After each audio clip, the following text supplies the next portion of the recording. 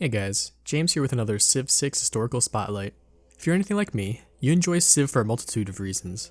One of them, of course, is that you love the history behind the game and all of the interesting characters and units you meet along the way. Today I'm going to be talking about the Byzantine Empire, who are one of the latest additions to the Civ 6 Frontier Pass. Join me as we learn more about Basil II, their leader in Civ 6, as well as the Civ's unique abilities and units. And as usual, I apologize if I butcher any of the words. Greek can be pretty hard. So to understand Byzantine history, you also need to know a bit of the history of the Roman Empire. If you're unfamiliar, here's the TLDR of the Romans. Brothers are nursed by wolves and establish Rome. Rome defeats its various neighbors, including Carthage, Macedon, and various Germanic tribes. Rome becomes a historic empire which many European leaders try to emulate later. And as with all massive empires, it becomes difficult to properly govern, and eventually, problems begin to arise. In 330 AD, Constantine, the first Christian emperor, decided to move the capital of the Roman Empire to a new city, which he named Constantinople. The new city was located on the old Greek town of Byzantium, which would be where the empire would obtain its name, although it's worth noting that the people of Byzantium thought of themselves as Romans, and the term Byzantium never really came up until historians created it later on. I think this is a good place to start discussing the Byzantine unique district, the hippodrome, which replaces the entertainment complex. See, when Constantine moved the capital of the empire to Constantinople, along with it came massive construction projects to make the city nice and glorious. Among the improvements he made to the city was the expansion of what became known as the Hippodrome of Constantinople, which had first been built during the reign of Septimius Severus in the early 3rd century AD. The newly improved Hippodrome and other hippodromes across the empire acted as stadiums for horse and chariot racing, something which would become the Byzantine pastime and obsession, with some fandom even leading to riots in 532, which nearly burned down half of the city. The hippodromes would also become social centers where public events such as parades, executions, and shamings would occur. Hippodromes were pivotal to the Byzantine way of life. Given the Byzantine obsession with chariot racing and how important the hippodrome was to social life, it makes sense that Phaeacius would choose the hippodrome as Byzantine's unique district. The hippodrome replaces the entertainment complex, granting +3 amenities while being cheaper to build. Additionally, when the hippodrome and buildings in the district are constructed, you receive a free heavy cavalry unit. The free unit does not require any resources when created or to maintain. The free cavalry unit of course refers to how these hippodrome were used for horse and chariot races, and I think it makes sense that this would be a bonus. Overall, I think that this district is interesting, and I think it would synergize well with a militaristic civ to upkeep amenities, but I'm not entirely sure how useful it will be early on, as you may need to sacrifice building other important districts for it. The best part of it is getting maintenance-free cavalry units, so you could get tanks later on without any oil requirements. But I do question just how useful spending time building the hippodrome really will be, and I see it as more of a secondary improvement to build later on in the game. But okay, enough about hippodromes, let's go back to Constantine. During Constantine's time, the empire was still whole, despite much internal strife, and it wasn't really until Emperor Theodosius when the empire was divided into western and eastern halves in 395 AD. It's also important to note that this western and eastern split was more than just administrative, as at its core, there was also a large cultural divide, which would be further reflected in how religion developed later, with the west following what would become known as Roman Catholicism, and the east following what would become Eastern Orthodox Christianity. After Rome was sacked in 475 AD, the Byzantine Roman emperors would continue to rule the Eastern Empire until the Middle Ages, and thus, even though Rome and the Western Empire fell at around 480, the Roman Empire continued to live on through the Byzantines in the East. The Byzantine Empire would have its struggles, having to deal with the Persians, different groups in Europe, and the Islamic powers coming from Arabia. Thankfully, through the rule of Justinian and Theodora, both of whom had made appearances across past Civ games, the Byzantine Empire managed to weather a rocky start, reconquering parts of the West, as well as surviving multiple plagues. Through the 7th and early 9th centuries, some important changes to Byzantium began. The emperors of the time decided to ban statues of icons, such as Jesus, Mary, and other important figures, as they had felt people were starting to worship images rather than God. Many emperors would work to destroy a great deal of the art from this time, but eventually, rules were established which allowed only 2D art, which would take the form of grand mosaics and frescoes, which the Byzantine are now famous for. With Christianity of course becoming such an important part of Roman life, much of the art would continue to display Jesus, Mary, and other important figures. I bring this all up basically to say that religion in Byzantium was important, and we'll see why the developers of Phaeacius decided to make religion such a pivotal part of the Byzantine playstyle. Another important development of the time was with regards to how administration and the military worked in Byzantium. Unlike the very centralized military of Old Rome, in Byzantine, the different provinces were drawn to themes or themata, with each having a general in charge of administration, as well as a military composed of citizens of the themata. As you can imagine though, generals controlling land and an army would sometimes lead to some trouble.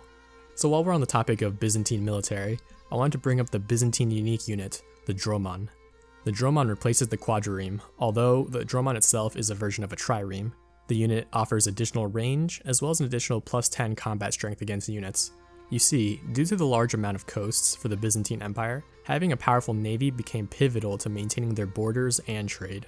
The Dromon differentiated themselves from earlier Roman ships through the adoption of a full deck, the abandonment of rams on the bow, in favor of an above-water spur used to ram the oars instead of ships themselves, and the gradual introduction of triangular lateen sails.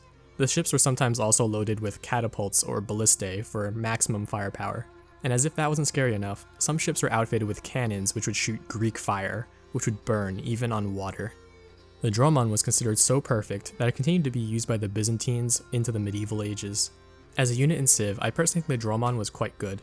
I was never an avid user of the quadrireme, but whenever enemies used them, I did find them quite annoying.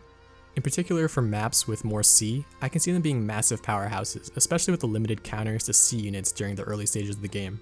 +10 combat strength on units, as well as an additional range over standard quadriremes, makes the unit feel pretty good to me. So anyways, back to history. The reforms to administration ended up being super beneficial to the empire, as it became way more capable of defending its lands.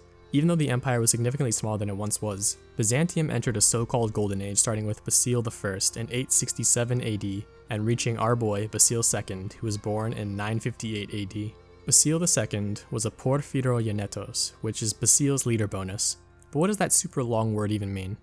It means born in purple, which was an honorific title in the Byzantine Empire given to a son or daughter after their father had become emperor. Similar to his father, Romanos II, and his grandfather, Constantine VII, these emperors were all descended from the Macedonian dynasty of the Byzantine Empire. They were referred to as purple as both imperial and Tyrian purple, a dye for cloth, and the purple stone, porphyry, were rare and they were expensive and therefore reserved for imperial use only. In fact, purple was so prominent with the emperors that there was a room in the Great Palace of Constantinople lined with porphyry where empresses gave birth. The purpleness and term itself don't really have to do much with the gameplay mechanics themselves, but I see the leader bonus as something which was designed to synergize with the Byzantium playstyle. The bonus of course makes it so heavy and light cavalry units do full damage against cities following the same religion as Byzantium, which I'll explain a little bit later. It also grants them access to the Tagma unit when the Divine Right Civic is discovered.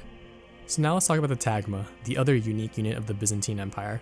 The Tagma replaces the Knight, and it grants any units within one tile of it a +4 combat strength or religious strength bonus. Therefore, keeping a bunch of these around each other will give you quite a lot of combat strength bonuses on top of everything else they already have. The term Tagma initially referred to the professional standing troops garrisoned in and around the capital of Constantinople. However, by the 7th century, these troops had declined to nothing more than show soldiers, largely in part due to the thematic reforms. And if you remember me mentioning this before, generals having control of areas with their own army usually spells some trouble. Naturally, some of the themata had some revolts. After Constantine V put down a series of revolts, he reformed the old guard units into tagmata, which were exclusively heavy cavalry units meant to provide the emperor with a core of professional and loyal troops.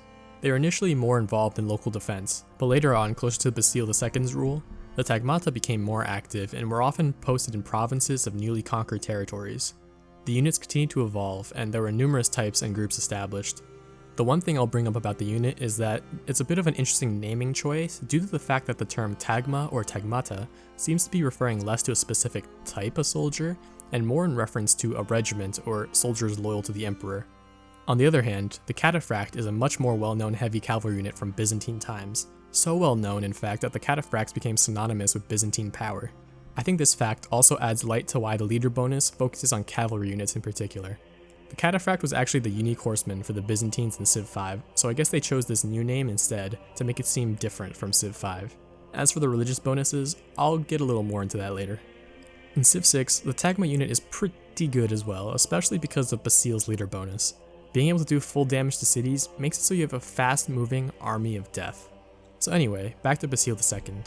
Born as the son of Emperor Romanos II, Basil was crowned co-emperor in 960 AD at if my math is correct, 2 years old. After his father died in 963, the power situation was a bit weird, with various court members and generals ruling in Basil's name and trying to marry Basil's mom. Eventually, Basil came into power in 976 and he found himself having to deal with some issues pretty early on. In Anatolia, open rebellions began and initially threatened to tear apart the empire. It was later, through the help of their ally, the Kievan Rus, that they were able to stomp out the revolts. Basil married his sister off to the Kievan Rus leader, Vladimir, after Vladimir promised to convert his people to Christianity, which would later become Russian Orthodox Christianity. In exchange for the marriage, Basil was given a 6,000-strong mercenary group of Vikings, which he established into the Tagma, which became known as the Varangian Guard. After putting down the internal rebellions, Basil turned his attention to other powers around him. He initially attempted to fight the Fatimid Caliphate, but after 2 expeditions, Basil realized it was a war he could not win, and thus made peace with the Islamic forces. Additionally, in the northwest, he had to deal with the Bulgarians, and it was through these campaigns he became known as the Bulgar Slayer. He initially suffered defeats at the hands of the Bulgarian leader, Samuel. Later though, in 1014 AD, Basil managed to defeat the Bulgarians at the Battle of Kladion, capturing 15,000 Bulgarian soldiers. The emperor took revenge by blinding every 99 soldiers, while leaving the 100th soldier with one eye. These soldiers were then sent back to Samuel, and upon seeing his soldiers, Samuel had a heart attack and died. With the Bulgarians weak, Basil went in for the kill and took back Greece. I think it's also worth noting that a little while back during Basil I's rule, Bulgaria had actually been converted to Christianity through some religious diplomacy. Noting this, I think it's time for us to discuss Byzantium's unique ability, Taxis. Taxis makes it so that units receive +3 combat strength or religious strength for each holy city converted to Byzantium's religion, including Byzantium's holy city. It also makes it so that Byzantium's religion is spread to nearby cities when an enemy civilization or city-state unit is defeated. It also grants +1 great prophet points from cities with a holy site district. In Greek, taxis means order or harmony, which in Byzantine times referred to a harmonious, hierarchical society reflecting that of heaven. Given the spread of Eastern Orthodoxy Christianity and the religious history we highlighted today, it becomes clear why Phyrexis made this the civ ability. The ability itself is pretty powerful as 1, it pretty much guarantees that you should be able to get a religion as long as you have a holy site. And then 2, as long as you have your own holy city, you'll naturally have a +3 combat strength bonus over other civs units. This means you should naturally be winning battles, which then, 3, also naturally spreads your religion as well. This playstyle is also reflected in Basil's defeat of Bulgaria, first with Christianity being spread there with Basil I, only for Basil II to defeat them in war. Through Basil's efforts, Byzantium was brought to its pinnacle. Among the other wise things he did included raising taxes on the rich to make sure that they were unable to rebel, while he also made sure to protect small landowners and farmers. Basil, though, never bore any children, and he was also the type to never really give in to the shine and glamour of being emperor. He wore normal armor and ate the same food as his army, and as such, he became very well respected by the military. He was constantly campaigning, so he was never actually around his throne.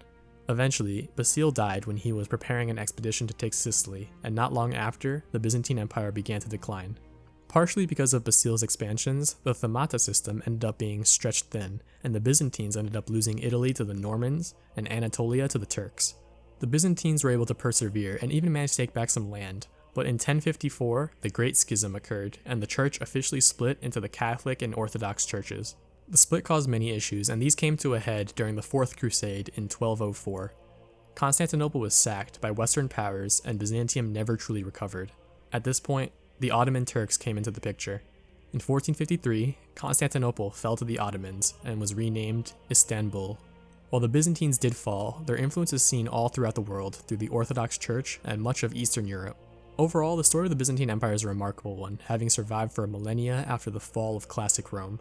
The empire went through constant ups and downs, and considering the many different powers that they had to deal with, it's remarkable that they were able to survive for as long as they did. Overall, Byzantium is a pretty unique and interestingly designed civ. I like the military and religious synergy, but I do have questions as to how they might scale into the late game. Their abilities and unique units make them incredibly powerful for domination and religious victories, but I just wonder how feasible a civ focusing on holy sites, entertainment districts, and maybe some encampments will go into the endgame. Obviously, those aren't the only districts you will be building, but depending on how large the game is and what level you're playing at, I feel like you need to conquer or spread religion quite a lot by mid-game if you want to accommodate for not having as many campuses and commercial hubs. I feel like they can definitely snowball pretty hard, but if you have a less than ideal start, I think it can probably be a bit hard to come back. Overall, Byzantium is a really powerful civ, and they have a very unique design which I like a lot. To me, they feel really snowbally, where if you manage to get a good start and defeat someone in war, you'll find yourself plowing ahead. But hey, hopefully you enjoyed that video. If you did, please consider hitting that like button and subscribing to my channel, as it really helps me grow. And feel free to let me know if you have any questions about Byzantium or anything else in the game. I'd love to talk about it, and I'd love to hear more from you guys. As usual, I hope you have a great rest of your day. Peace.